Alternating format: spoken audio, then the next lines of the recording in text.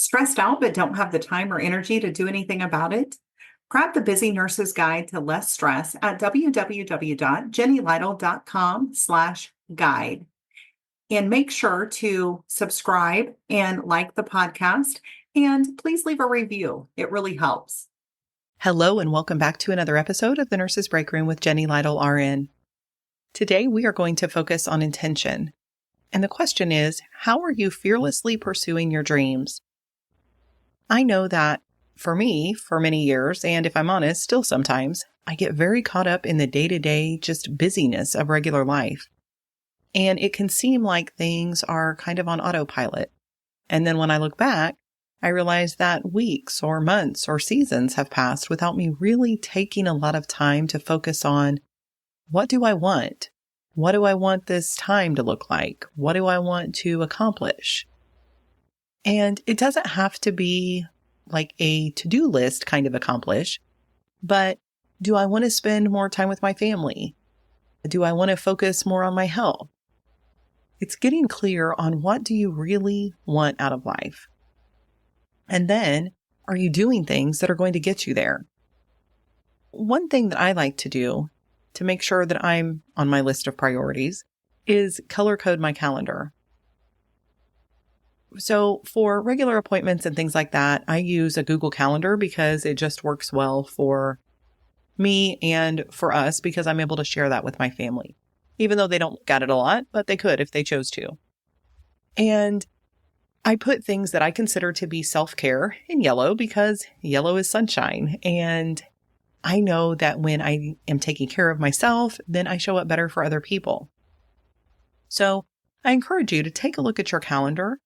And if you're not somebody who keeps track of things on a calendar and you're somebody who just, more goes through the days, then that's okay too. But look back at, even if you're just mentally thinking about it, kind of where you have fit in with that.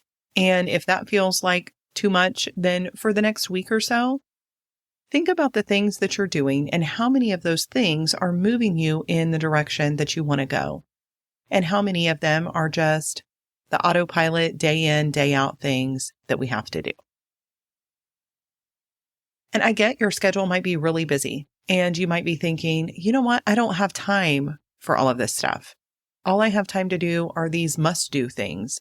But I challenge that because I believe that most of us, and you may be the exception, but most of us have time for social media or TV or just mindlessly scrolling on our phone and looking at things. And what if you just set aside maybe 10 minutes to think about at the beginning of your week? What do you want your week to look like? How can you put in these little pockets of time, these little things that can help to get you toward where you're wanting to go? Or at the end of your week, reflect on how that worked out for you and what kind of adjustments you need to make. And finding these little bits of time, it may be just a mindset thing where you're able to stop and consider what I want the upcoming week to look like. How do I want it to feel? So kind of setting an intention for the week, aside from making it through. What do you want it to look like? What are the things that you want to add in or maybe subtract? Maybe you want to have a healthier lifestyle. So what are a couple of things that you can do to set yourself up for success? Again, it doesn't have to be anything complicated. You're not talking about changing your entire routine, just a couple of little things that maybe even seem like, you know what, that's too little to even make a difference. Those are the perfect kind of things to add in. So maybe you're feeling like you're kind of in a slump. The weather here in the US is changing and our days are getting shorter, and that can really affect some people. And last year, for the first time, I really felt that. I always have a little bit, but last year it was kind of dark. Not just outside, but it got kind of dark for me as well. And so maybe that's something that you want to be kind of proactive about. And that's something that I'm working on this year as well. So something simple, but very effective is focus on 3 things that you're grateful for each day. And if you're looking forward, a bigger goal, what are you doing to get you toward that goal?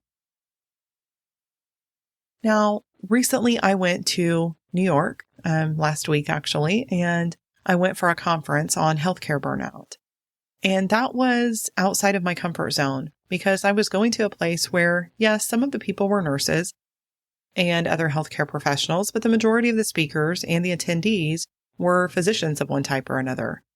And it would have been very easy to get in my head and think, you know what? I really don't know that I belong here. And occasionally I did get in my head like that.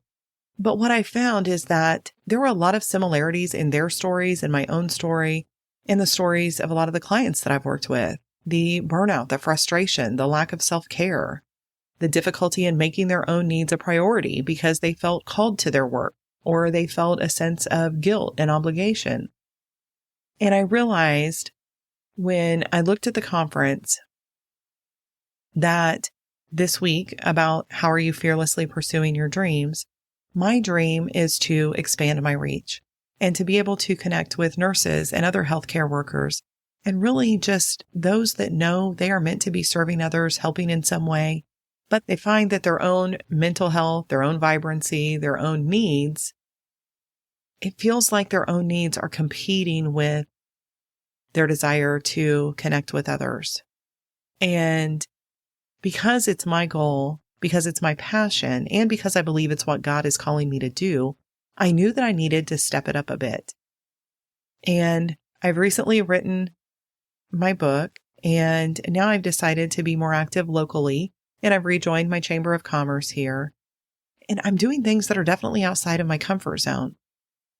And in doing that, I'm finding that the need for what I want to do on a bigger scale is being reconfirmed. And so I believe that when we step out in faith and when we step out in fear, basically just when we step, that things will align for us. When we just take that first step, then we'll see the next step. And that's what I encourage you to do, is just take a few minutes to figure out, to really reflect on what do you want? What do you want your life to look like? And if that's too daunting, what do you want your week to look like or your day to look like and feel like, and then go from there. And next week, we're going to be talking about needs and the things that are missing from your life. Body, mind, and spirit. Until next time, take a little time for yourself. And remember, self-care isn't selfish. It's essential if we want to continue to care for others and live our best lives. Disclaimer. Although I am a registered nurse, the medical and health information contained in this podcast is provided for general information and educational purposes only and is not a substitute for professional advice. Therefore, before taking any actions based upon such information, I encourage you to consult with appropriate professionals. I do not provide any specific medical or health advice, and the use of or reliance on any information contained in this podcast is solely at your own risk.